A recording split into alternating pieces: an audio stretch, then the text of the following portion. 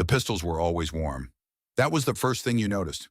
Not the smell, though the smell was everywhere.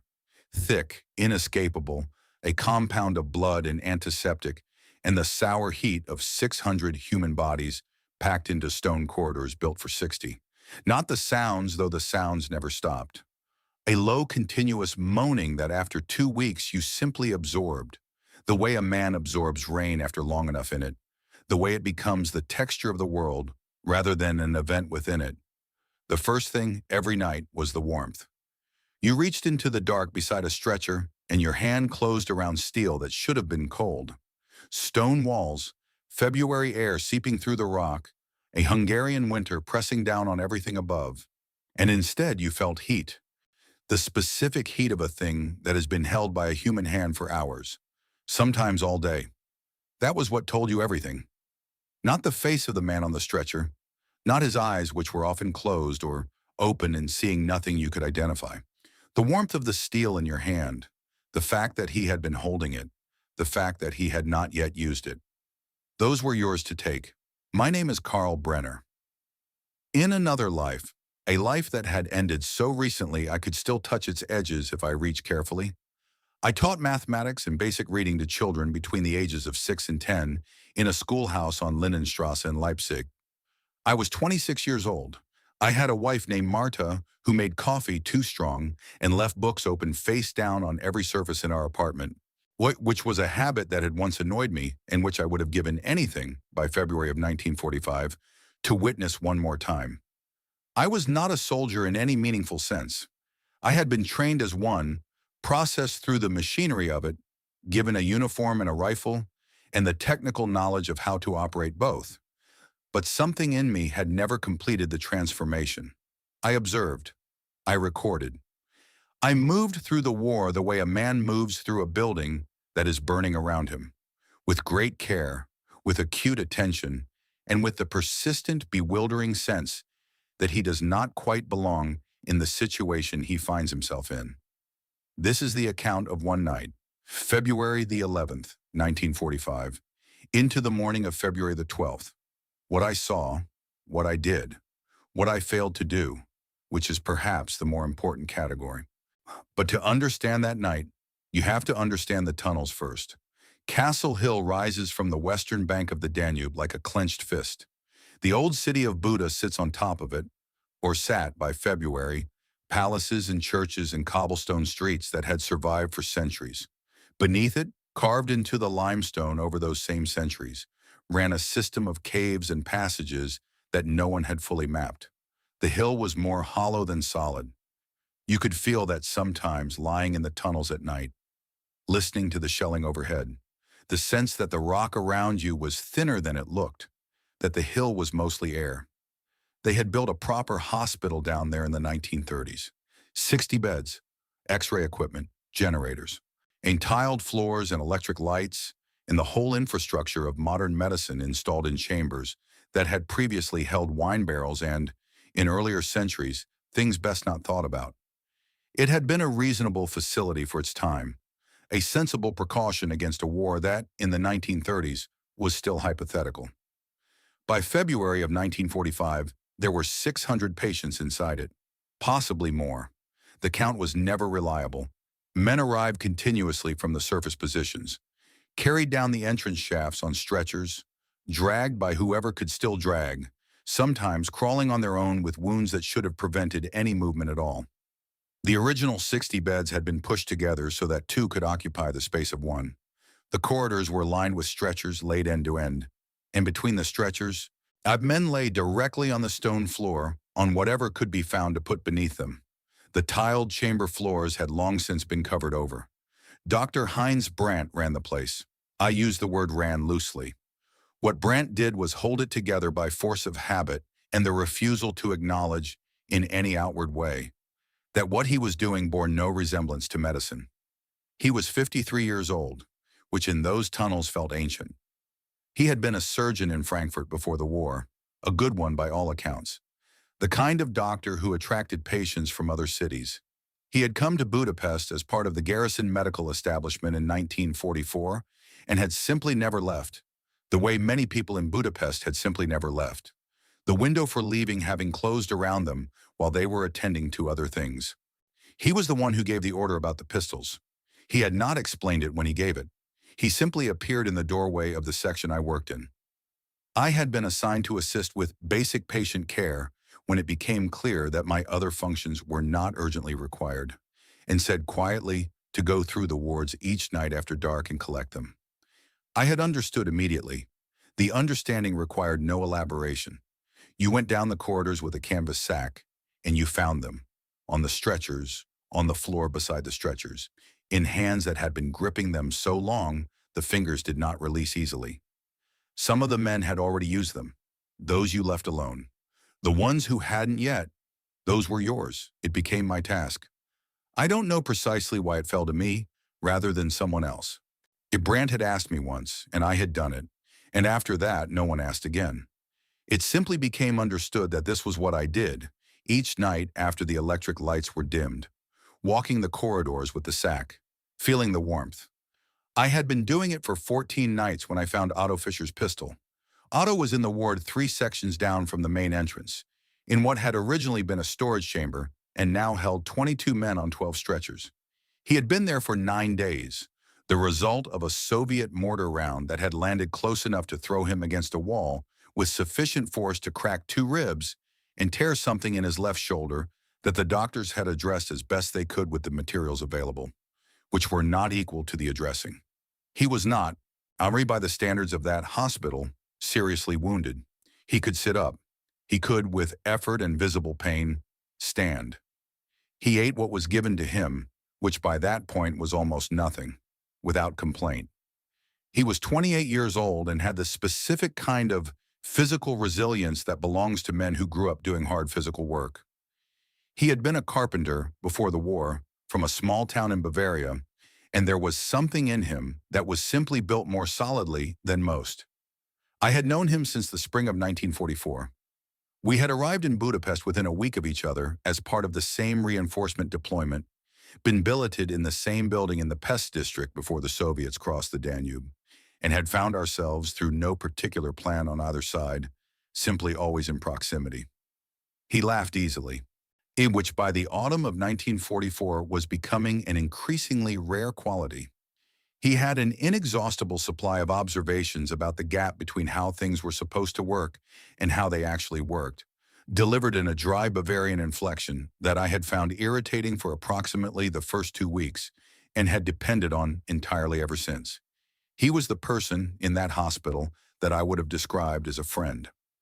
In the restricted vocabulary that the situation permitted, stripped of everything that the word usually implies about time and shared experience and future plans, he was the closest thing to it. I found his pistol on the 14th night.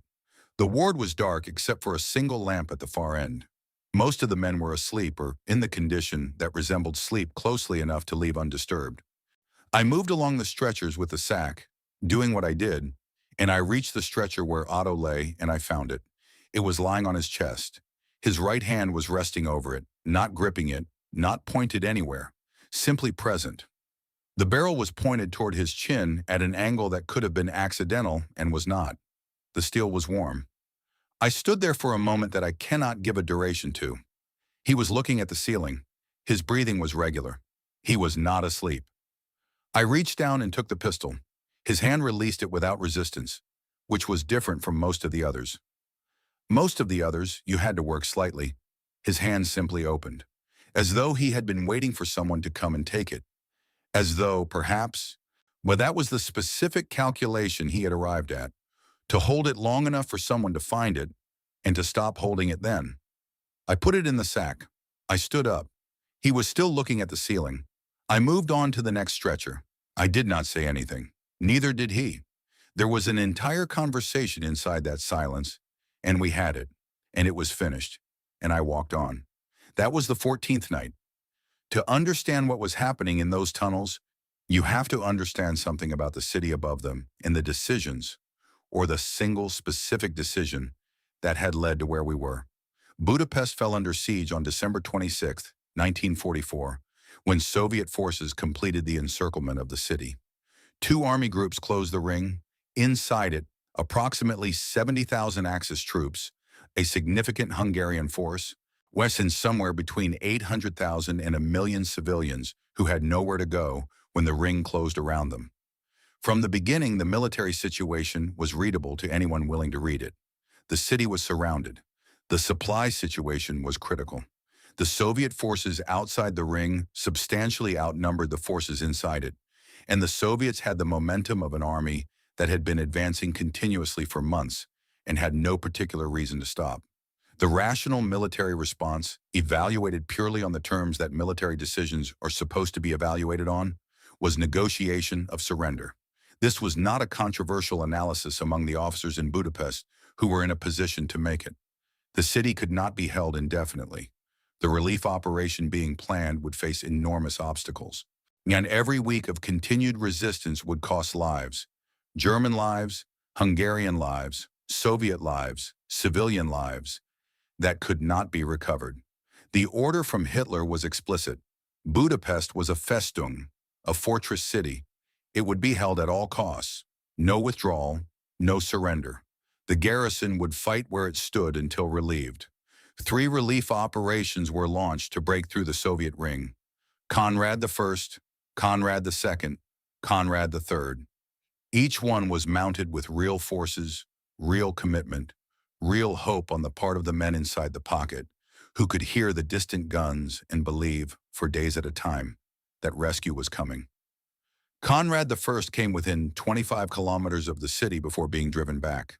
Conrad III, the most serious of the attempts, he reached within 12 kilometers of the Budapest perimeter, close enough that the men in the tunnels heard the artillery and understood what it meant. Then it was driven back. Like the others, there was no Conrad IV. Dr. Brandt had told me about Bataan once, in a quiet moment in the tunnels when the shelling had paused, and there was nothing to do but exist inside the relative stillness. He had read about it in medical journals that had reached Budapest before the siege closed. The American and Filipino forces on the Bataan Peninsula in 1942, surrounded, running out of food and medicine, cut off from relief, holding a position that could not be held because the order from above was to hold it. The death march that followed when it finally fell. He said it without emphasis, not as a comparison, not as a lesson, just as a fact that had attached itself to something in his mind and refused to detach.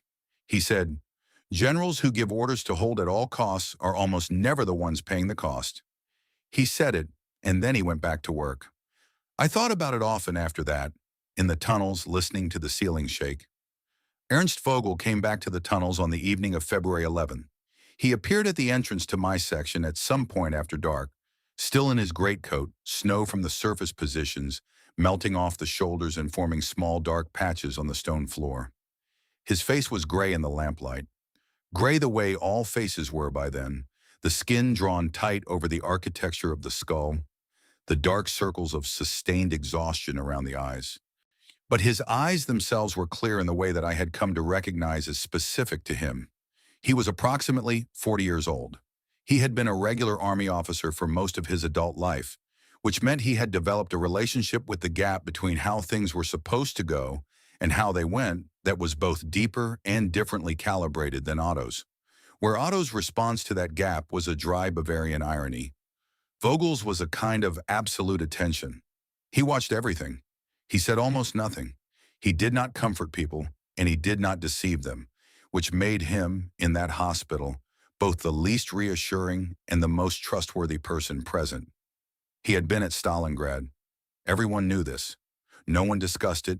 In the way that no one discusses the most obvious and significant things in a situation where the most obvious and significant things are unbearable.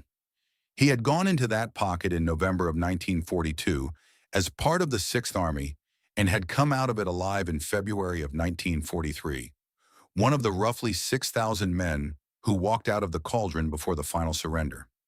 He had spent 2 years between that February and this one doing things that were not discussed, and then he had come to Budapest, and the ring had closed around him, and here he was in the tunnels looking at the wounded with those clear, careful eyes. He stood at the entrance of the section and spoke. He spoke quickly, quietly, with the flat, informational tone of a man who has decided to transmit facts without editorializing them. I caught most of it. Tonight, all remaining forces. Sorting a breakout, northwest, through the Buda Hills toward the German lines. 28,000 men, or however many could still move. I asked what that meant for the ones who couldn't move. He looked at me for a moment. It was not a cruel look. It was the look of a man who does not waste energy being sorry for things that cannot be altered by being sorry for them. He said, "Tonight." Then he turned and went back up toward wherever he had come from. I stood in the tunnel with the sack in my hand, 8 pistols in it.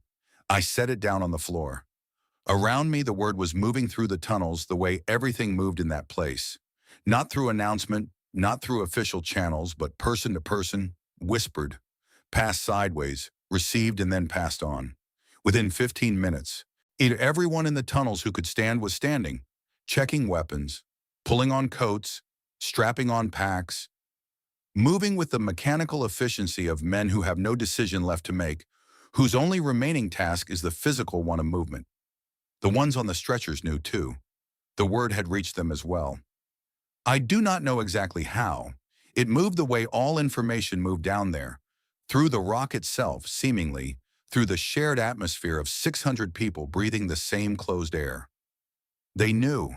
I could see it in the ones who were conscious, in the specific quality of their stillness as the mobile men prepared around them. Not the stillness of sleep or medication or shock. The stillness of people who understand exactly what is happening and have arrived, each in their own way, when at whatever they're going to do about it. I walked to where my kit was kept, a pack, a rifle, a greatcoat with the elbows worn through, holes that I had been meaning to address since November. I began to prepare. I did not look at the men on the stretchers, not because I didn't want to. Looking would have made it real in a way that I could not afford, not yet, not while there were still things that had to be done. So I looked at my hands instead, working the straps of the pack, checking the rifle, pulling on the greatcoat that was not warm enough and would have to be warm enough anyway. I focused on the objects, the physical tasks, the next 5 minutes, then the 5 minutes after that. Before I left, I went to Otto's ward. He was sitting up on his stretcher. He had found his coat somewhere. It was draped over his shoulders. Show me the collar turned up. His ribs were bound under his shirt, which made the coat sit awkwardly. His left arm was in a sling fashioned from a strip of bandaging. He was pale in the lamplight, and the dark circles under his eyes had deepened in 9 days of barely adequate food and inadequate sleep. But he was sitting up, and his eyes were alert in the way his eyes were usually alert, taking everything in, processing it at some speed that did not necessarily result in visible action. He looked at me when I came in. I said we were going. He said he had heard. I said his ribs. I said the shoulder. He said he had walked on worse. He said this as a statement of fact, not as bravado, which was characteristic. Otto's courage, such as it was, had never been the performed kind. It was simply the quiet insistence on continuing to function, which is in some ways the more durable variety. I helped him to his feet. The ribs caught him on the way up. I saw it in his face, a brief compression of expression that he controlled almost immediately. He took his pack from beside the stretcher, the one that had been sitting ready for days, and settled it carefully over the good shoulder. He checked the rifle. He nodded. We walked toward the tunnel entrance. At the door, I stopped. I turned back. The ward behind us. 22 men on 12 stretchers. Some of them were watching us leave. Some were not. The single lamp at the far end threw a yellow light that didn't reach the far corners. The moaning that I had stopped hearing weeks ago was audible again now. Suddenly, the way a sound becomes audible again when you are about to leave the place it comes from. I looked at the sack on the floor. 8 pistols in it. By morning, Brandt's people would redistribute them, I thought. Put them back where they belonged, in the hands that needed them. I did not look at the men. I turned and walked out of the tunnel into the cold. The night air hit like a wall. After 2 weeks in the enclosed warmth of 600 bodies, the suffocating, unventilated heat of human beings packed into stone chambers, the air thick and damp and tasting of things better not identified. The outside was a physical shock. The temperature was well below freezing. The cold entered the chest the moment you breathed, made the inside of the nose burn with each inhale, turned the moisture in the eyes to a film of ice within seconds of exposure. My greatcoat was not enough. Nobody's was. The fog was dense, thick enough that you could not see more than 20 meters in any direction, which was, I remember thinking, the only fortunate circumstance in the entire situation. The city around Castle Hill was dark. No electricity had worked for weeks. No lights anywhere. Only the fog and the darkness, and far to the south, the occasional distant flash of Soviet artillery illuminating the low clouds from underneath. Brief orange-white pulses in the murk, like something breathing. We moved out through the narrow streets that descend from the hill. Old streets, medieval streets, stone buildings on either side that had been standing since before anyone alive could remember, and that were now, most of them, in various states of ruin. Facades collapsed into the roadway. Interiors exposed to the sky through holes that shells had punched through the upper floors. The debris from weeks of bombardment piled against the bases of walls, overflowing into the streets. We filed out in a long column, not a formation, nothing organized enough to deserve that word. Just men in gray coats, rifles held close to the body, boots on the ice. Hundreds, then thousands, the column stretching back behind me, further than the fog would let me see. It was then that I noticed the others, not soldiers. A woman pulling a child by the hand, the child moving with the mechanical compliance of a small person who has been crying for so long they have used up the energy of it and are now simply moving because the adult is moving. An old man alone carrying one bag is keeping pace with the soldiers around him with the focused concentration of someone who understands that maintaining pace is the only task that matters. A family, a man and a woman and two older children, a boy and a girl, maybe 12 and 14. The man pushing something in front of him through the dark. I needed a moment to understand what it was.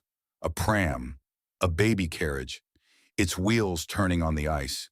They were everywhere, mixed into the column, indistinguishable in the fog and darkness, except by size and shape.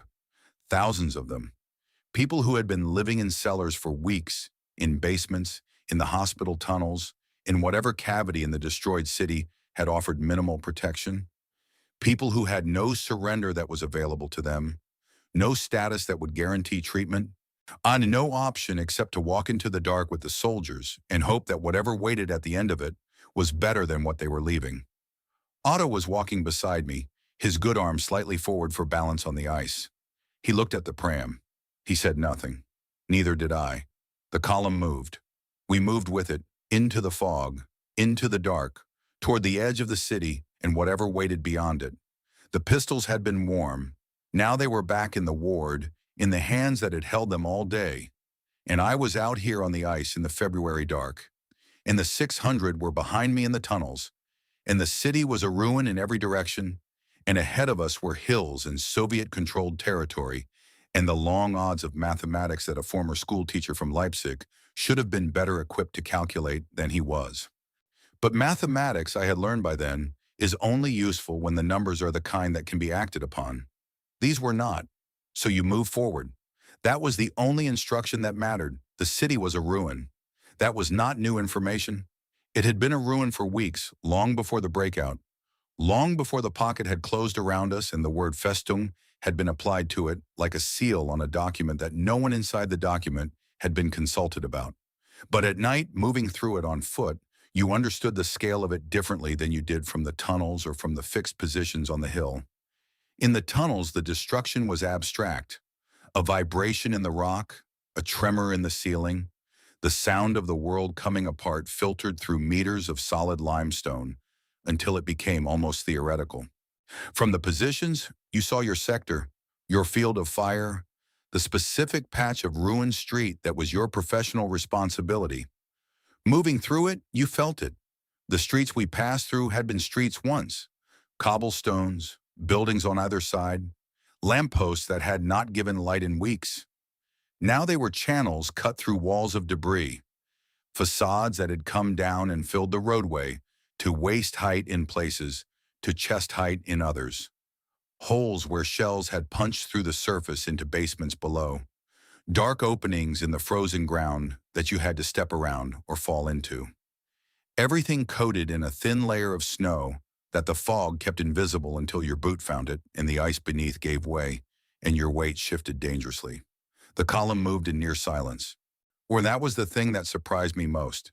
28,000 people, soldiers and civilians together, a number that should have produced continuous noise, the shuffling and coughing and murmured conversation of a mass of human beings in motion, and almost nothing.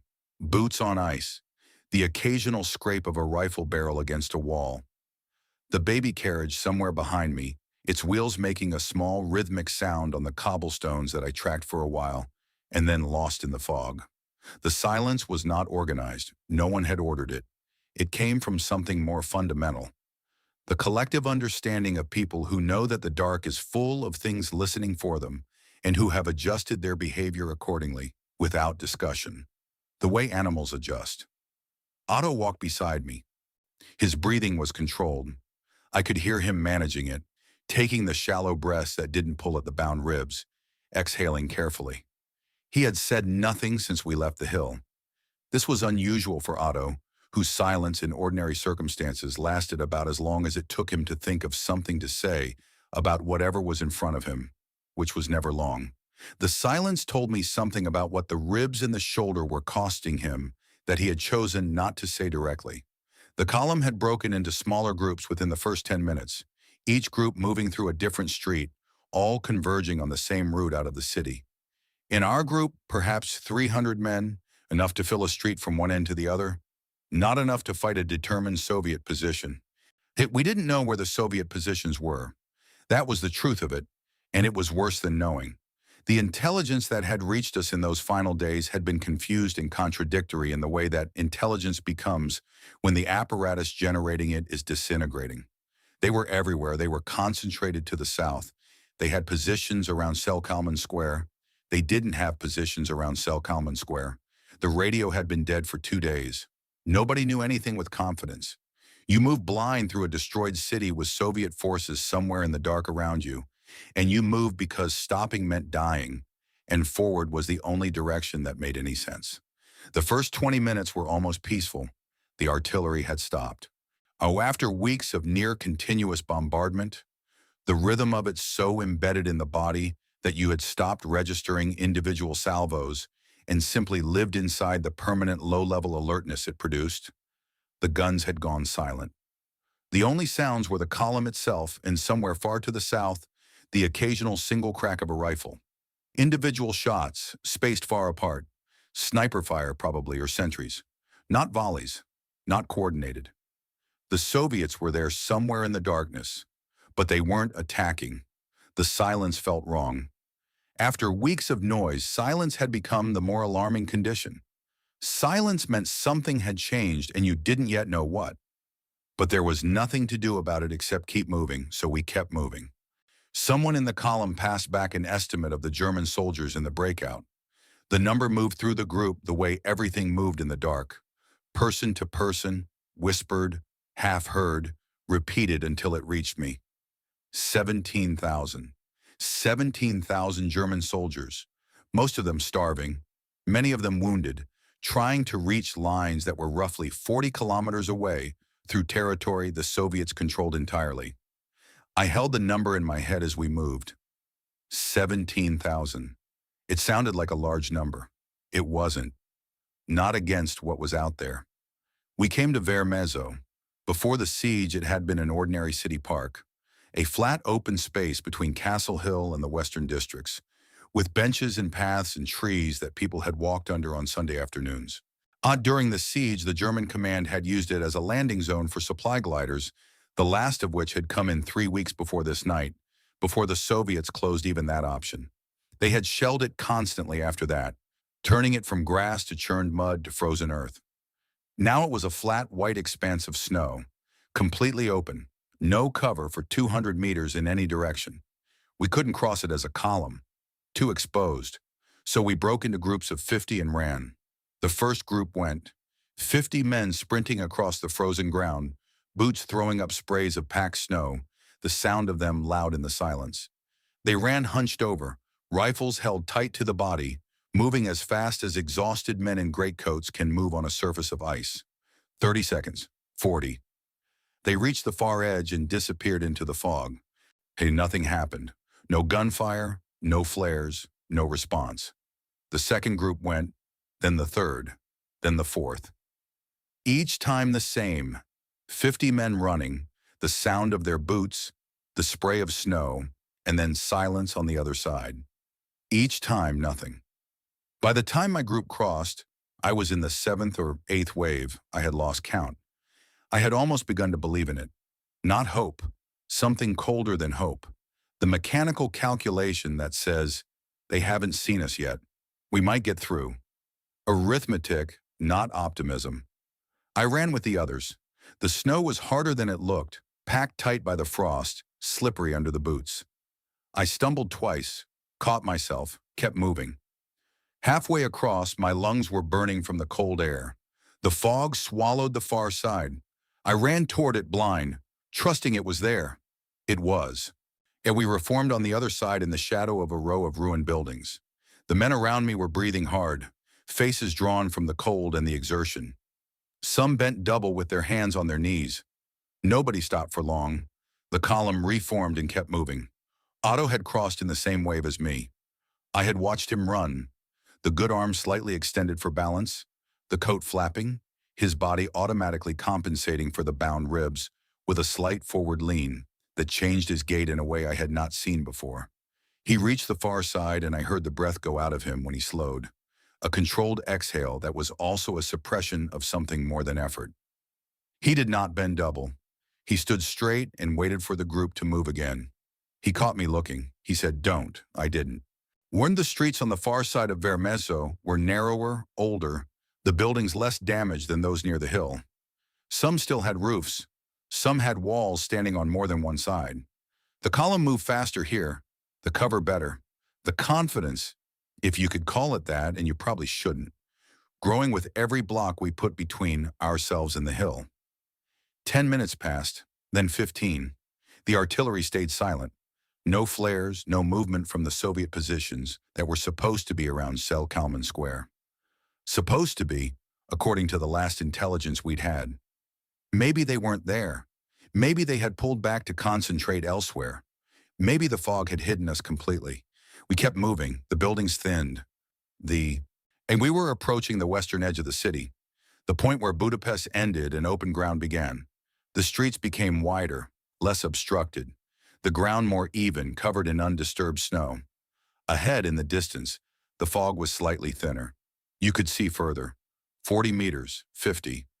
The last row of buildings and beyond them open ground, and then the dark line of the hills. The column moved into a small square, or what had been one, an open space between the last buildings before the city gave way to countryside. The men spread out, filling the space, moving quickly. 300 in my group alone, thousands more behind in other streets, all converging on this point. The fog thick enough to hide us from each other as much as from the Soviets. You moved forward and trusted that everyone else was doing the same. We were almost through. That thought moved through the group without anyone saying it, visible in the way the men moved slightly faster, slightly less carefully, the spacing between groups tightening as they converged. The mechanical arithmetic had shifted. We had crossed Vermezzo. We had moved through half the city without being fired upon. The hills were close. Then the first flare went up. It came from somewhere to the north. A single bright point rising from behind a row of buildings, climbing fast, trailing smoke. It hung at the apex of its arc for a moment. Then it burst. White light. The fog turned luminous. A wall of glowing white in every direction. For 5 seconds, everything within 200 meters was visible. Every man in the open square. Every civilian. Every face turned upward toward the light. One blinded by it after hours of total darkness. The faces were gray, gaunt, the skin drawn tight. The coats were dark with moisture and dirt. The rifles hung at their sides like dead weight. Then the light faded. Darkness again. Nobody moved. Nobody spoke. The silence of people who understand exactly what has just happened and are waiting for what comes next. The second flare went up 3 seconds later. Red. Not illumination. Signal. It rose from the east, from somewhere inside the city behind us. The third flare was green, from the south, 3 flares, 3 directions, 3 colors, coordinated. I understood before the first shell landed. They had been watching, not guessing, not reacting to the noise of the column or the movement on Vermezo. Watching. The positions around Cell Kalman Square had not been empty. Though and they had not pulled back. They had stayed, and they had waited, and they had counted. Each group of 50 crossing Vermezo, each 100 men moving through the streets, each cluster filing into the square. And when enough of us were concentrated in a single space, they had sent 3 flares in 3 directions, and the guns had opened. This was not a defense. It was a trap. It had been a trap from the beginning. The silence for 20 minutes, the uncontested crossing of Vermezo, the absence of patrols in the streets. None of it had been luck or fog or Soviet inattention. It had been deliberate. They had let us come, let us believe, let us fill the square. And now they knew exactly where we were. The first shell hit the ground 40 meters ahead. The explosion was nothing like artillery in the tunnels. In the tunnels, it was a distant thing, a vibration, a tremor in the rock, dust from the ceiling. Frightening, yes, but separated from you by meters of solid stone. Removed. Theoretical. This was not theoretical. The shell hit open ground at ground level, and the shock wave hit like a fist to the entire chest. The air itself compressed, a sudden pressure that knocked the breath out and pushed you backward before your mind had processed the sound. The ground shook. Debris flew outward in a circle. Earth, stone, fragments of frozen mud, pieces of things that had been standing a moment before and were not standing anymore, and came down on everyone within 30 meters. I was already flat before I knew I was moving, pressed into the snow, face in the cold white surface, hands over the back of my head, the instinct arriving before the decision. The second shell hit before the dust of the first had cleared, then a third. Then they merged, a sustained barrage, shells coming in from the north and the east simultaneously. The detonations so close together and so continuous that the individual explosions stopped being separate events and became a single unbroken roar. The ground shook constantly. The air was full of debris. I couldn't see anything. The explosions lit the fog from within, turning it into a disorienting, blinding white, and between the flashes, everything was absolute black. Then the rockets came. Katyushas, multiple launchers firing simultaneously, the sound of them unmistakable. A high tearing scream that cut through even the sustained roar of the artillery, a sound that seemed to tear the air itself along its path. They came in salvos, each one a burst of flame and shrapnel that tore through whatever was in its path. I heard them coming, and I pressed myself harder into the snow as though I could go through it, as though the frozen ground beneath would open and take me in, and the rockets hit somewhere to my left close enough that I felt the heat of the explosions through the greatcoat. The ground lifted and dropped and lifted again. People were falling. I couldn't see them. I couldn't see anything. But I heard them. Artillery has a sound when it hits a body. It is different from the sound of it hitting the ground. Flat and wet and very final. And then the screaming, from those it hadn't finished. Not all of them screamed. Some simply stopped making any sound at all, which was in its own way worse. The barrage went on. Time had stopped working in the way it usually works. Minutes felt like hours. Hours felt like seconds. Each moment was a separate event, a shell landing, the shock wave, the debris, the wait in the half-second silence before the next one. And in that half-second, everything came back with terrible clarity. The cold of the snow against the face, the ringing in the ears, the sound of men near and far screaming or moaning or breathing too fast, and then the next shell, and it was gone again. At some point, the barrage paused, not stopped. Paused. A gap of perhaps 10 seconds in which no shells landed. I lifted my head. The fog was thick with smoke now, the explosions having churned up earth and debris, and the smoke from fires mixing with the original fog until breathing required effort. Through it, I could see shapes, bodies on the ground, dozens of them, soldiers and civilians together, lying in the postures of people who had been in motion when they were hit. Some were still moving, crawling mostly, dragging themselves toward whatever cover existed. I got up. My legs held, which surprised me. Everything felt wrong. Shaken loose inside, rearranged.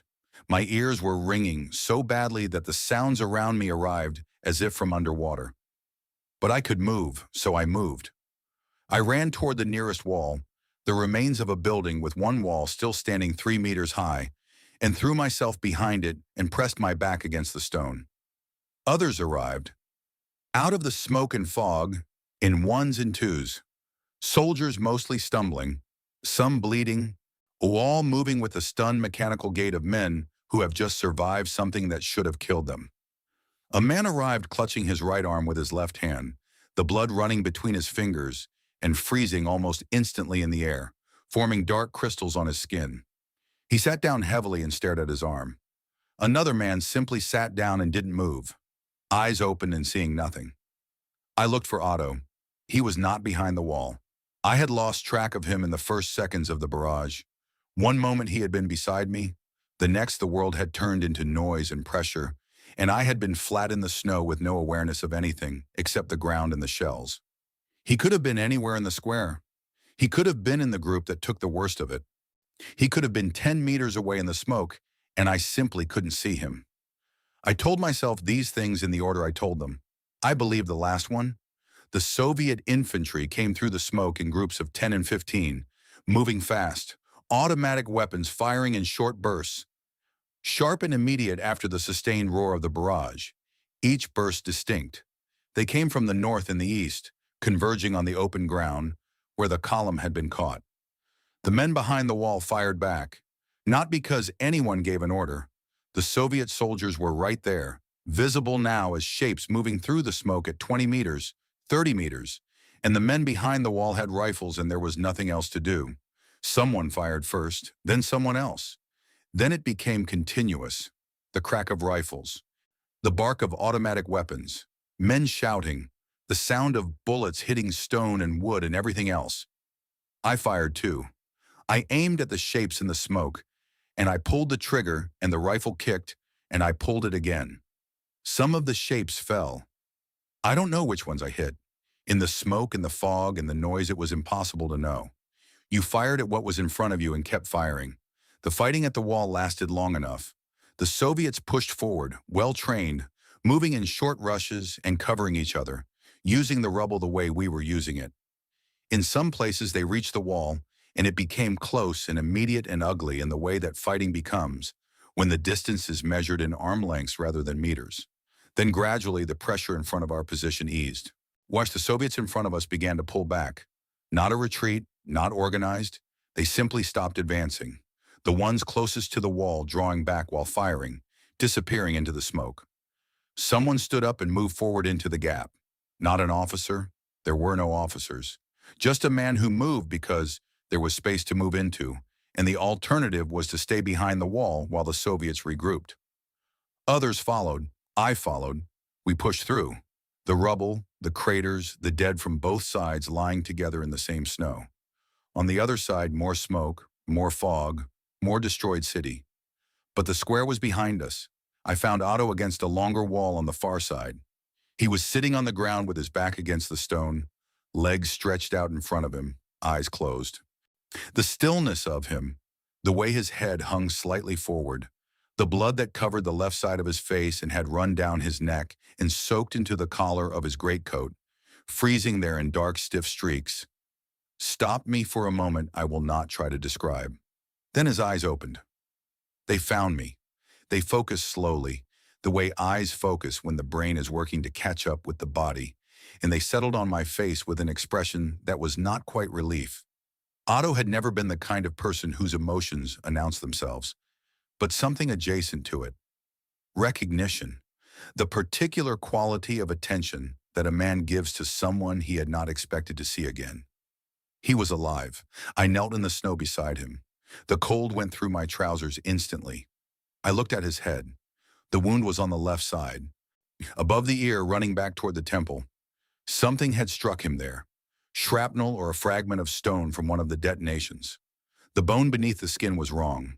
The surface of the skull was not the shape it should have been, and the flesh around the wound had swollen and split in a way that told me the damage underneath was serious. I was not a doctor, but I had been in those tunnels long enough to learn certain things by proximity, and what I was looking at was not something that would resolve on its own. The cold had done what pressure couldn't have done quickly enough, frozen the blood where it had seeped through, slowing the bleeding to almost nothing. But the swelling was bad and getting worse. The left side of his face was already puffy and discolored, the eye on that side barely visible through the swelling. He spoke. The words came out thick, the way words come when the mechanism that produces them has been interfered with by something upstream. He said something about the left side being dark, about not being able to see properly on that side. I pulled the field dressing from my coat. My hands were shaking, not from the cold, though the cold was there, deep in the joints, but from something that had no name and that I couldn't control. The dressing trembled as I unrolled it. My fingers fumbled on the wrapping. Someone stopped beside me. I looked up. A soldier, Hungarian from the cut of his coat, the style of his helmet. He was perhaps 30, with a face I would not be able to describe in detail because I only looked at it for a moment. He looked at Otto. He looked at me. He looked at my shaking hands. He said nothing. He knelt down on the other side of Otto and reached out and held the dressing in place while I wrapped it. It took 3 minutes. The bandage was not good. Too loose on one side, too tight on the other, the blood already seeping through in 2 places before I had finished. But it was something. Better than nothing. When it was done, the Hungarian soldier stood up. He looked at Otto once more. Then he walked away into the smoke without a word, and I never saw him again.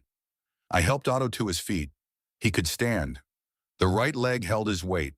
The left knee buckled on the first attempt, and he grabbed my arm with his good hand until it steadied.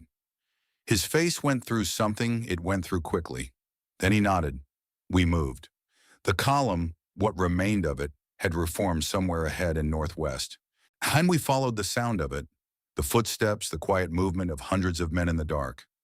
The factory was the last building before the edge of the city, a large industrial structure, brick walls, flat roof, high windows shattered long ago.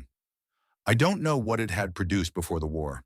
What mattered was that it stood between us and the city's edge, and going around it meant crossing open ground where a Soviet patrol was visible to our left.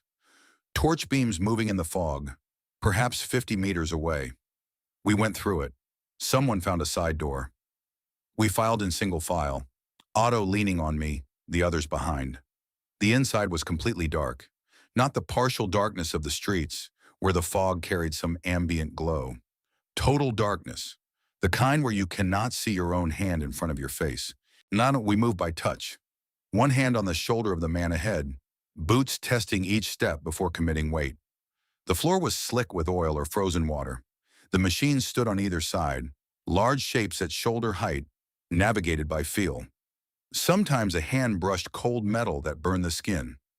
Sometimes a boot caught on something, a loose cable, a piece of debris, and the stumble rippled back through the line. Nobody spoke, but then, near the far end, I heard it, breathing, separate from the column, from somewhere to the right, from the dark between 2 large machines, a different rhythm, slower, shallower, with a particular quality that I recognized from the tunnels.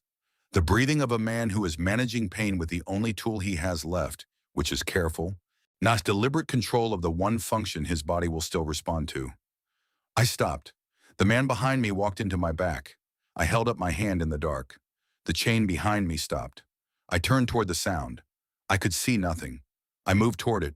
3 steps, 4, one hand trailing along the machine beside me. My boot found something, not debris, something that yielded slightly. I crouched, a man, lying on his side between the machines, his back against the base of one of them. I could feel the shape of him in the dark. The greatcoat, the helmet still on, the slight tremor in his body that comes from cold that has been inside you for too long. My hand found his arm. His hand found my wrist. The grip was weak but deliberate. He didn't speak. He made no sound. But he was conscious and he knew someone was there.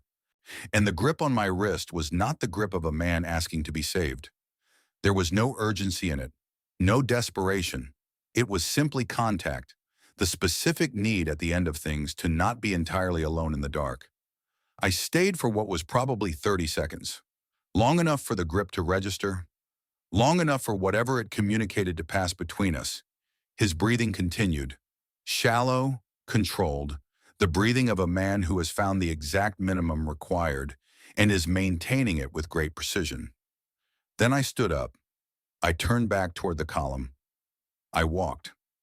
Behind me in the dark between the machines, the breathing continued. I tracked it for the first 10 steps. Then the sound of the column absorbed it, and then it was gone. I have thought about those 30 seconds many times in the years since. I could not have carried him. There were no stretchers, no vehicles, no means of moving a man who could not walk through what was ahead of us. The mathematics were as clear as mathematics ever are, but mathematics are not the same as justification, and I have never confused the two. What I know is this. I left him there. I left him in the dark with his hand and his controlled breathing and whatever remained of the distance between where he was and where the breathing would eventually stop. I left him the way I would later leave Otto, not because I wanted to, but because wanting was not the operative variable. We came out the other side into open air, snow under the boots, wind in the face, real wind, the first since Castle Hill coming from the northwest, from the direction we were moving. The fog was thinner here, and the buildings of Budapest were behind us now, the last row of them, dark shapes disappearing into the murk. Ahead, open ground rising slightly, and then the dark line of the tree line where the hills began. Budapest was behind us. The hills began within 5 minutes. The ground sloped upward, gently at first, then more steeply as we moved into the wooded areas northwest of the city. Pine trees, their branches heavy with snow. The canopy closing in above, blocking whatever faint light the fog carried. The snow between the trees was deep, knee-deep in places, thigh-deep where it had drifted against the trunks. Each step was an effort. Lift, push through resistance, set down, pull the weight up after. The cold here was different from the city. In the city, the buildings had broken the wind. Here there was nothing between us and the open air. The wind came from exactly the direction we were moving toward and hit us directly, finding every gap in the greatcoat, every place where the fabric had worn thin. Within minutes, my fingers were numb, not painful, numb. The feeling simply stopped. I could see my hands, but I couldn't feel them. Otto's pace was slowing. It had been slow since the factory. In the city, the ground had been flat, and the pace was set by the column. Here on the hill, in the deep snow, his body was doing something different from what it had been doing before. The wound had not bled through the bandage again. The cold was managing that, but the swelling on the left side of his face had continued its expansion. The left eye now entirely closed, the flesh dark and taut in a way that suggested the pressure underneath was substantial. Yet he walked with his head tilted slightly right, compensating for something in his perception that the damage to the left side was producing. He didn't complain. He didn't say anything at all for the first 40 minutes of the hill. He simply moved, leaning on me when the terrain required it, moving independently when it didn't. Sometimes he stopped and the men behind him stepped around him in the narrow gaps between the trees, and then he started again. I stayed close, not because I could do anything useful. There was nothing useful to be done. I stayed because leaving him alone in the dark in these woods, with Soviet patrols moving through the trees around us, was something I wasn't prepared to do yet. The first searchlight came on at what I estimated as 10 o'clock. Far away, a kilometer perhaps more, sweeping across the hillside to the south of us. A long white beam cutting through the fog and the darkness, moving slowly left to right. Where it touched the trees, the trunks stood out sharp and clear for an instant before the beam moved on. We stopped. Everyone stopped at the same time, without command, the way a group of animals stops when one of them senses something wrong. We stood still in the trees and watched the beam sweep the hillside below us. It passed our position without pausing. We kept moving. More searchlights came on over the next hour. One swept across the ridge directly above us and we dropped flat, all of us simultaneously, pressing into the snow between the tree roots. The light passed over us. I could see it through my closed eyelids. a brightness that penetrated even the darkness behind the eyes. 3 seconds, maybe 4. Then it moved on. The patrols were worse than the searchlights. We heard two. The first, voices in Russian, low and conversational, a torch beam sweeping the undergrowth below us. They moved through the trees for several minutes, close enough that I could have thrown a stone and hit them, and then moved on. The second was closer, a group of perhaps 10 moving uphill on a path that crossed ours 30 meters ahead. We saw them before they saw us, dark shapes between the trunks, the occasional torch flash. We pressed against the trees behind the trunks, behind snowdrifts. The patrol crossed our path and kept going.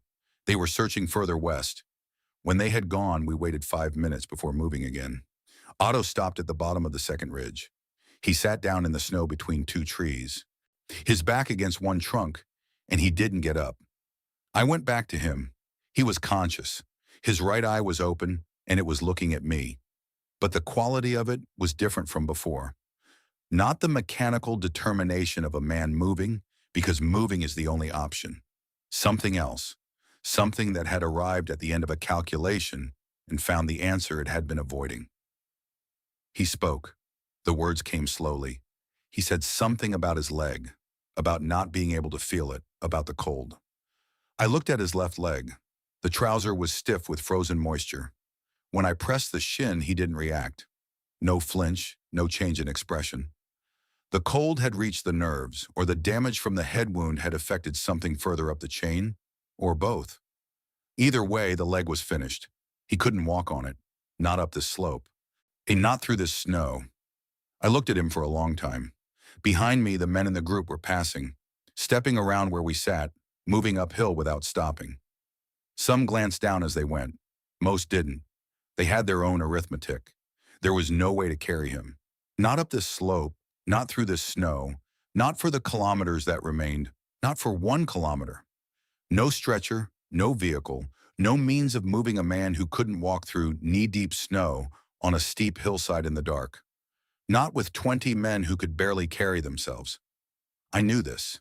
He knew this. I began to say it. I told him what I was going to do. I told him I was going to move him to where the other wounded were, the 3 men I had seen 30 meters back along the route sitting against a fallen tree. I told him I was going to leave him there. I told him there was no other option. He didn't argue. He didn't say anything. He looked at me with his one working eye and he nodded. Once, a small movement, but here is what I have carried since. He nodded before I finished the sentence. He had known since Shell Kalman, since the moment the shrapnel had opened the left side of his skull, and he had felt, in whatever way such things are felt, the quality of the damage done. He had known that the leg was coming, and that the hill was coming, and that at some point the mathematics were going to produce the answer they always produce. He had not said so. He had simply kept moving, through the square and through the factory, and through the first ridge and into the bottom of the second. Not because he believed he was going to make it, but because every meter he covered was a meter, I didn't have to stand there doing what I was now doing in a worse place. That was the gift.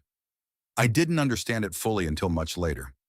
On that hillside, in that moment, I understood it only enough to feel the weight of it. I put his arm over my shoulders.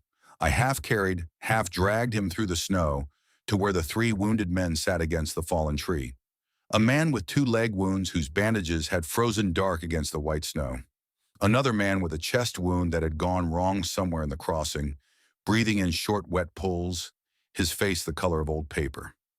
I set Otto down next to them as carefully as the snow and the uneven ground permitted, which was not very carefully. When he was on the ground, I straightened up and looked at him. He looked back at me. One eye. Neither of us said anything.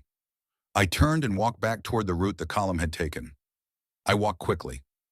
I did not look back, not because I didn't want to, because looking back would have made what I had just done real in a way I could not afford it to be real. Not yet. Not while I still had to move. Not while there were still hills and darkness and Soviet patrols between me and whatever came next. The snow took each footstep and held it. I kept walking. I found Ernst Vogel near the top of the second ridge. He was sitting on a flat rock at the edge of a small clearing where the trees thinned and the canopy opened enough to see the sky. Or what passed for sky that night. A deep, dark blue, the fog above us having thinned sufficiently that the stars were almost visible. Not the full stars of a clear winter night. And there was something more tentative, suggestions of stars appearing and disappearing as the remnants of cloud moved across them.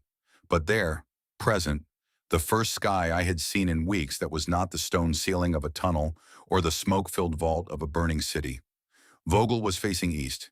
He was looking back toward Budapest. The glow was visible from up here, not the bright ordered glow of a city at night under normal circumstances. The warm distributed light of a million windows, of streets and shops and the ordinary illumination of people living their lives. This was something else entirely, a dull orange-red light on the horizon, unsteady, pulsing with the flashes of artillery and the fires that had been burning for weeks. It throbbed. It breathed almost. And in the irregular rhythm of sustained destruction, brighter for a moment when something large went up, then subsiding, then brightening again. The whole eastern horizon reduced to that single color, the color of things ending.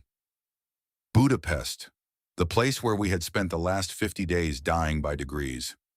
Now it was just a glow, growing smaller with each step we took away from it. I sat down on the rock beside him. The stone was cold through my trousers. The wind up here was stronger than in the trees below.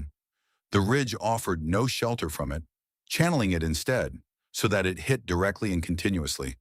But I sat down anyway because my legs needed to stop moving, even briefly, even if briefly was all there was. Neither of us spoke. We sat and looked at the glow on the horizon, in the darkness ahead, and the almost stars above us. To below in the trees on the slope behind us, the sounds of the column continued. The quiet, persistent shuffle of boots on snow, the occasional low sound of a man stumbling and catching himself, the breathing of hundreds of people moving through the dark. The column was smaller than it had been, much smaller. I thought about Otto. I thought about the man in the factory, the breathing in the dark between the machines, the hand on my wrist that had asked for nothing except 30 seconds of presence and had received exactly that and nothing more.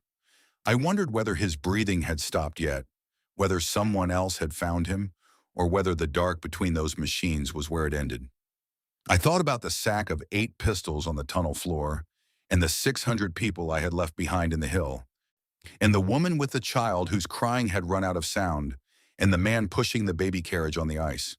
I thought about Dr. Brandt moving through the wards with his reused bandages and his generator that was running out of fuel, and his certainty, visible in everything he did, in the economy of his movements and the flatness of his voice, that the situation was what it was, and the only available response was to continue operating within it for as long as operating was possible. I thought about what Brandt had said about Baton. Generals who give orders to hold at all costs are almost never the ones paying the cost. It was true of Baton. It was true of this hill. It was true, I suspected, of most hills, in most wars. When across most of the centuries that hills had been fought over by men who were not the ones who had decided they needed to be fought over. I don't know how long we sat there before Vogel spoke. It was quiet when it came, barely louder than the wind, not directed at me specifically, not a statement shaped for an audience, not an observation offered for response. It came out the way things come out when a man has been holding them inside for a long time, and the container has finally reached its limit. He said, Budapest was worse than Stalingrad. He did not say it with emphasis. He did not say it with the particular weight of a man making a dramatic declaration. He said it the way you state something you have known for a long time and have been arguing with yourself about, and have finally stopped arguing with. Flat, plain. When the way a man states the temperature of a room or the distance to a town. I did not reply immediately. He had been in both places. He had gone into the Stalingrad pocket in November of 1942 with the 6th Army and had come out of it alive in February of 1943, one of a few hundred who walked out before the final surrender. He had lived through what that city became in those months, the factory districts and the grain elevator and the Volga at his back, and the temperature and the dying by degrees and the specific knowledge acquired over weeks that the army he was part of had been expendable, that the decision to hold at all costs had been made by men who would pay none of those costs. He had been through all of that, And now he was sitting on a rock outside Budapest saying this had been worse, not as a comparison between horrors. Not as arithmetic about relative suffering, which is always the wrong arithmetic. He was saying something more specific. At Stalingrad, he had told me once in the tunnels, there had at least been a framework. The ideological architecture of the thing, however false, had still been intact. The belief, or the performance of belief, or the inability to distinguish between the two, that what was being held was worth holding, that the cost meant something. In Budapest, by February of 1945, there was no architecture left. Everyone in those tunnels knew the war was over. Everyone knew what the 3 failed relief operations meant, and what the silence of the radio meant, and what the faces of the officers meant when they came back from the surface positions. And there was no framework remaining into which the dying could be inserted and made to mean something. There was only the dying, and the order to continue, and the distance between those two things, which was the same distance as the distance between the men giving the order and the men carrying it out. That was what was worse. Not the cold, not the wounds, the absence of meaning, the specific desolation of being asked to pay a cost that the people setting the price had already decided didn't matter. Every man who had come back from a war and sat in his kitchen trying to explain something that the people across the table had no framework for receiving. Every man who had carried that question for years afterward, the question that has no answer that satisfies, understood what Vogel meant without needing it explained. And the question is always the same. What was it for? And the answer, when you strip away everything else, is usually some version of, it was for the men next to you, for nothing else, and the men next to you are gone. Vogel was not talking about a comparison between two battles. He was talking about what it costs a man to discover that the thing he was asked to believe in was not real, and that the discovery came too late to change what he had already done and lost inside the believing. I understood this. I said nothing. There was nothing to say that would have been equal to what he had said, and he had not said it to receive a reply. He had said it because it was true, and he had finally run out of the energy required to keep it inside. We sat a while longer. Then Vogel stood. He stood the way he did everything, without announcement, and without the preparatory adjustments of a tired man gathering himself. He simply stood, as though the decision and the execution were a single event. He looked east one more time, then he turned northwest, toward the dark and the hills, and whatever remained of the distance between us and the German lines. I stood. We moved back into the trees. The sky was changing. Not bright, not yet, not for another hour at least. But the deep, absolute black of full night was fading at its eastern edges, the horizon behind us shifting from black to the darkest possible blue, a color that existed at the boundary between night and the promise of morning. Dawn was coming, slowly, imperceptibly, the way all permanent things change. Not in a moment, but in the accumulation of moments that you only recognize when enough of them have passed. When everyone in the column knew what it meant. In daylight, on open ground, we were targets. The searchlights had been bad enough. Soviet aircraft in daylight would be something else entirely. The race for the past several hours had not been against the patrols or the artillery or the cold. It had been against the sun, and the sun was winning. We moved faster. The trees thinned as we climbed higher onto the ridge. The ground became rockier, the snow shallower but harder. A thin crust over frozen earth that cracked under the boots with a sound that seemed too loud in the silence. The wind was stronger up here, colder, finding every place where the greatcoat had worn thin and entering there, directly, without ceremony. My group was smaller now, 20 men, perhaps fewer. Behind us, somewhere in the hills, when other groups were moving in the same direction, or not moving, or moving in the wrong direction, or lying in the snow, where they had finally stopped and couldn't get up again. I didn't know. I could only see the man in front of me in the trees and the snow in the sky that was slowly, with great patience, beginning to fill with a light that none of us wanted. The man directly in front of me was perhaps 50 years old, with the thick build of someone who had spent his working life doing physical labor. He had been moving with a slight drag on his left leg for the last hour, each step requiring a visible effort of will to complete. He had not fallen, Well, he kept moving with a stubborn, mechanical persistence that had nothing to do with optimism and everything to do with the refusal to stop while stopping was still a choice rather than a condition. I watched him move. I thought, this is what it looks like. Not heroism, nothing so shaped and purposeful as that. Simply the refusal to become a statistic before the statistic is unavoidable. The insistence on being a man who is still walking for as long as walking is physically possible. One foot, then the other, the snow resisting, the wind taking everything that wasn't anchored, the leg dragging and still forward. Vogel was somewhere ahead. I had lost sight of him when we re-entered the trees, the fog and the dark absorbing him within a minute of movement. But I knew he was ahead. There was something about Vogel that made it inconceivable he was anywhere else. He was the man who had walked out of Stalingrad. He would walk out of this too, or he would be the last one moving, which is a different kind of walking out. Another ridge, another descent into a narrow valley where the trees crowded close, and the snow was deep between them, and the silence was the silence of a place that had no awareness of what was moving through it. Then another climb. The hills kept going the way hills keep going, indifferently at their own scale, with no interest in the human drama being enacted across their surface. At the top of the third ridge, I stopped and looked back.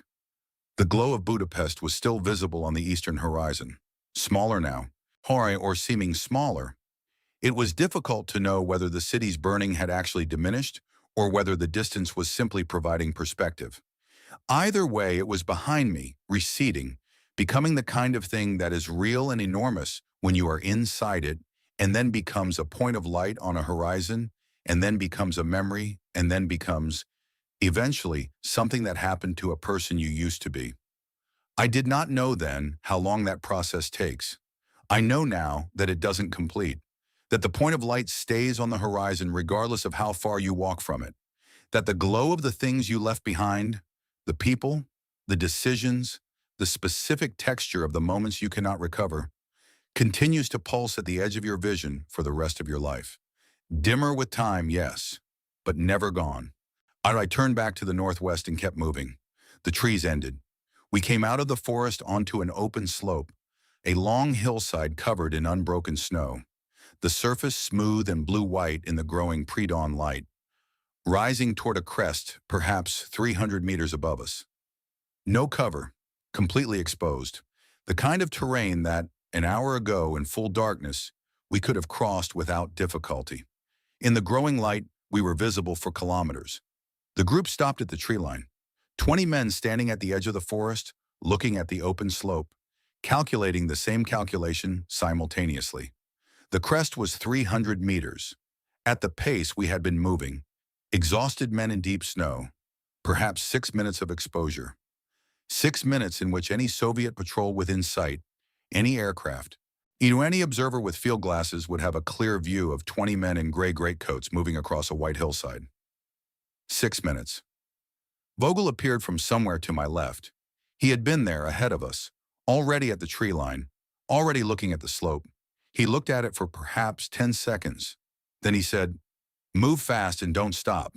That was all. He stepped out of the trees and started up the slope. We followed. The snow on the open hillside was wind-compacted, denser, forming a surface that was mostly solid, but that gave way without warning into deeper pockets beneath. You couldn't establish a rhythm. Each step had to be tested. But testing each step cost time, and time was the thing we didn't have. So you committed and trusted, and when the surface gave way, you caught yourself and committed again. I ran where I could. Walked fast where running wasn't possible. My lungs were burning.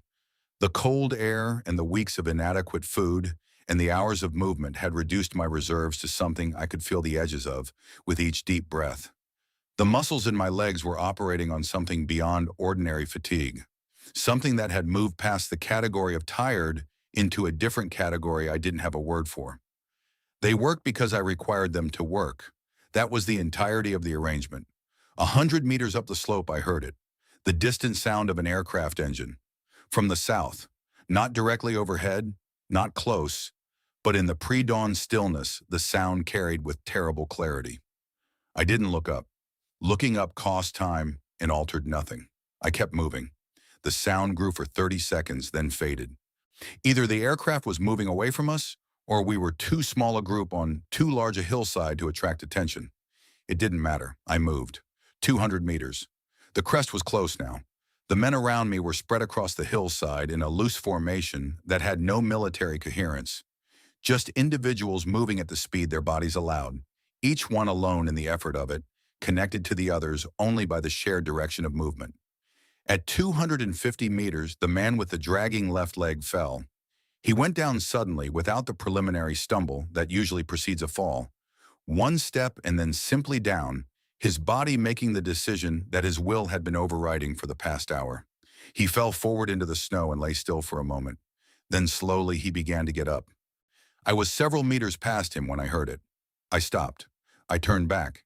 He was on his hands and knees in the snow, the left leg extended behind him, trying to get the right leg under him to push upright.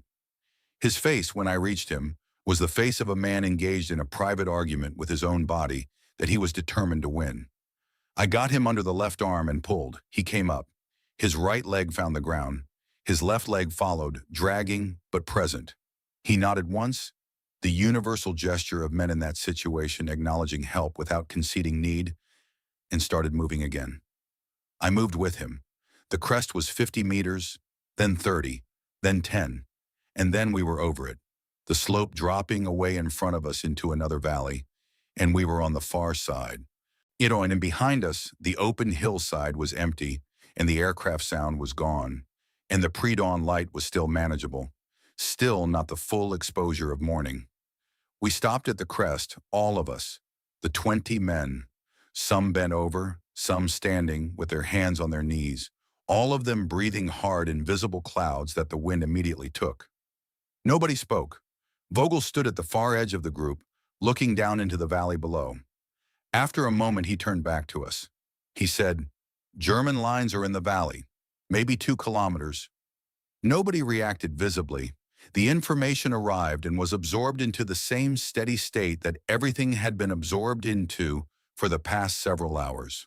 Without celebration, without disbelief, simply received and filed.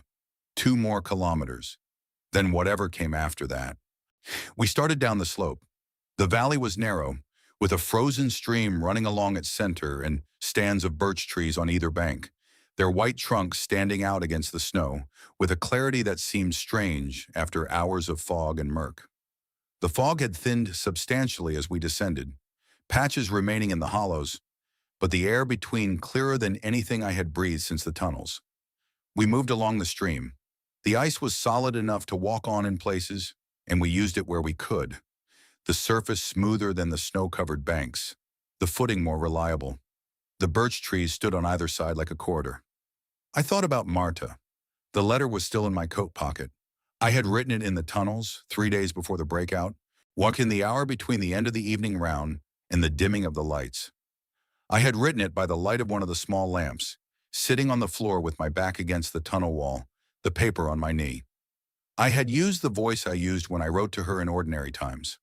Not the voice of a soldier in a siege, not the careful neutral language I had been using in letters since the beginning, calibrated to pass through censors and to avoid causing specific fears. My own voice, the voice of a man who taught children mathematics on Lindenstrasse, and who had a wife who left books open face down on every surface, and whose coffee was always too strong, and who was, in the precise and untheoretical sense of the word, loved.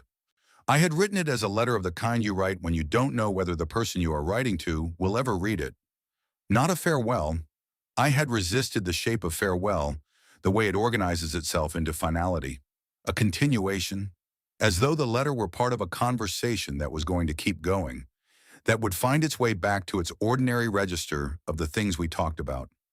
Her sister's difficult husband, the books, the coffee, what Leipzig looked like in spring when the linden trees came into flower on Lindenstrasse, the particular quality of light in our apartment on Sunday mornings. I had not written about the tunnels. I had not written about the pistols, or Otto, or the 600. I had not written about what was coming, because what was coming was not the kind of thing that belonged in that letter. I had folded it and put it in my coat pocket and I had not sent it because there was no mechanism for sending it.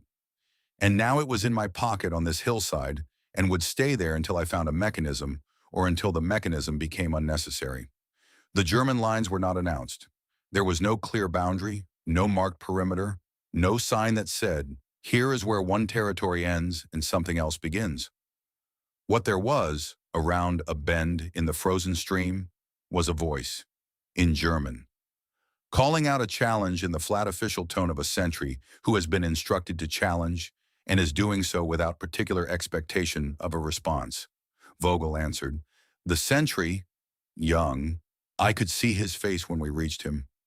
Younger than anyone had a right to be standing in that valley at that hour. Looked at us. He looked at the 20 of us. He looked at Vogel specifically, at the rank insignia, at whatever else he read in the face of a man who had come over that ridge in the pre-dawn light with 19 others, and the specific expression of a man who has completed something he is not going to explain. The sentry stepped aside. We passed through. There was a command post in a farmhouse 200 meters inside the line. A low stone building with a generator running and actual electric light visible through the windows. Warm yellow light that was so different from the lamplight of the tunnels that it stopped several of the men in their tracks when they saw it, as though the specific quality of it required a moment to process. Inside, a table, maps, a radio that was functioning, and us two officers who looked at the group that filed through the door with an expression that contained several things at once. Relief, computation, something that was almost pity, but that stopped short of pity because pity required an acknowledgement that there was something to be pitied, and the men in that room were not ready to make that acknowledgement yet. Hot liquid was produced, some form of ersatz coffee, thin and barely warm by the time it reached me, but containing heat, actual heat, the physical fact of warmth that had not come from another person's body.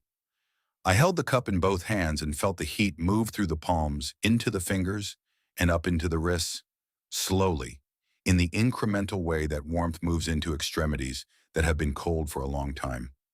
Vogel was at the table with the officers immediately. Maps. A conversation in low, urgent voices. He had not sat down. He stood at the table in his greatcoat with the snow still drying on the shoulders and looked at the maps with the same quality of attention he brought to everything. Total, unhurried, as though the situation was simply information to be assessed and responded to, regardless of what it had cost to arrive at the table to assess it. I sat on the floor with my back against the stone wall. The warmth of the building arrived slowly, the way it does when the cold has been thorough. Not as comfort, but as sensation returning to places that had gone beyond sensation into numbness. The fingertips first, a deep ache as the circulation returned. Then the face. Then the feet, which were the worst. The specific burning pain of feet that had been frozen for hours beginning to register what they had been through. I sat with the cup in my hands and I looked at the other men in the room. 18 of us had made it over that last ridge. 18 out of the group of 20 that had come off the second ridge after leaving Otto. I didn't know the names of most of them.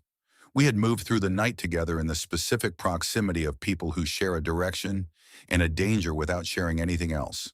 Without history, without conversation, without the ordinary apparatus of human connection. We had been, for those hours, simply bodies moving in the same direction through the dark.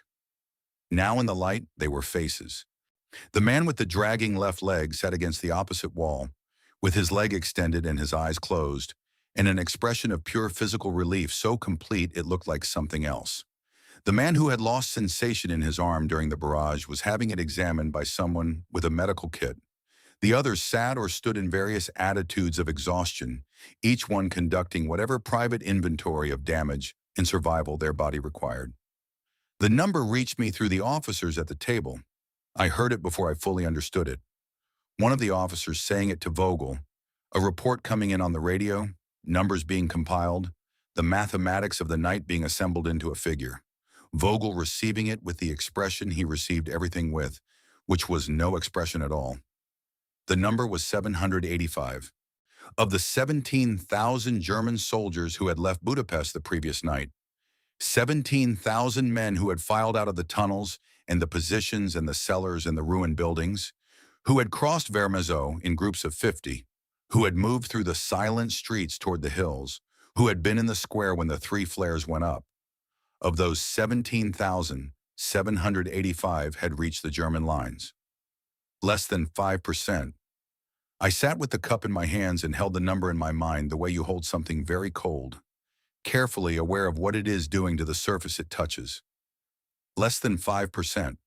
The barrage at Schell-Kalman had taken some of them. The cold had taken others. The patrols in the hills. The Soviet infantry pushing through the fog. The men who had sat down in the snow because the leg wouldn't work anymore, or the head wound had taken the balance, and there was nothing left to manage with. The men in the factories and the cellars who had never made it out of the city at all. The ones who had been in the square when the rockets came in salvos and had simply stopped. 15,215 men. That was the remainder. That was what 17,000 minus 785 produced when you did the arithmetic that I, as a former mathematics teacher from Leipzig, was entirely capable of doing and had been declining to do for the past several hours. I thought about what Vogel had said on the rock. Budapest was worse than Stalingrad, not because of the cold or the wounds or the duration or the specific texture of the dying, because of the absence of the framework. Because every one of those 15,000 men had died, was dying still, many of them, in the snow on the hillsides outside Budapest, in the Soviet encirclement, in the conditions that came after capture, for a Festung that had not been a fortress, for an order that had been given by men who had already calculated that the garrison was expendable, that Budapest's fall was a matter of time, and that the time could be bought with other men's lives without any meaningful effect on the outcome. I thought about Otto, sitting against a fallen tree in the snow on the hillside with three other men who couldn't move. I thought about whether the cold had reached him yet, or whether someone had come through those trees after us. I thought about his hand releasing the pistol without resistance on the 14th night, the hand simply opening, as though he had been waiting for someone to come and take it. I thought about the man in the factory, whether his breathing had stopped yet, whether anyone would find him before it did, or whether the dark between those machines was where it ended, quietly, with no one there to mark it. I reached into my coat pocket. The letter was there, folded twice, the paper slightly damp from hours inside the coat, but intact. I took it out and looked at it. The fold had held. Marta's name was on the outside in my own handwriting, which looked strange to me in the morning light. The handwriting of a person I had been some months ago, in a room on Lindenstrasse, in a life that had the texture of something that had happened to someone else. I had not sent it because there had been no mechanism for sending it. I put it back in my pocket. There would be a mechanism. Eventually, when the machinery of the war reorganized itself into something capable of carrying letters, there would be a way to send it. And if there wasn't, if the mechanisms failed, if the distance couldn't be crossed, then it would stay in the pocket. And either way, the words in it were already said, already complete. A man who taught mathematics on Lindenstrasse, telling his wife about spring light and linden trees and coffee, and the specific quality of Sunday mornings in a room that was still, in some sense, that geography and war and the distance of months could not fully reach theirs.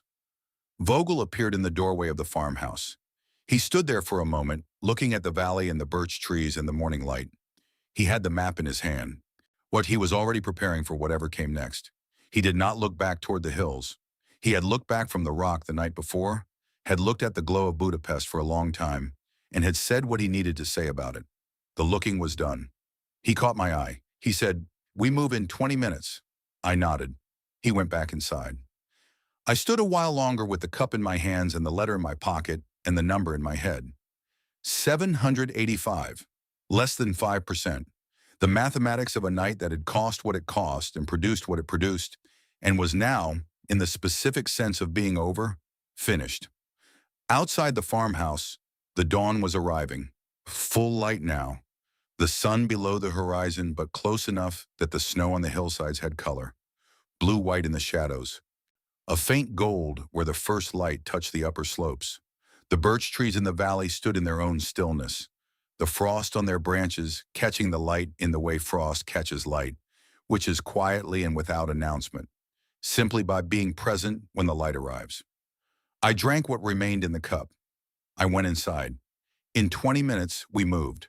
Of the 70,000 Axis soldiers and hundreds of thousands of civilians trapped in Budapest when the Soviet ring closed on December 26, 1944, the siege ended on February 13, 1945, 2 days after the breakout.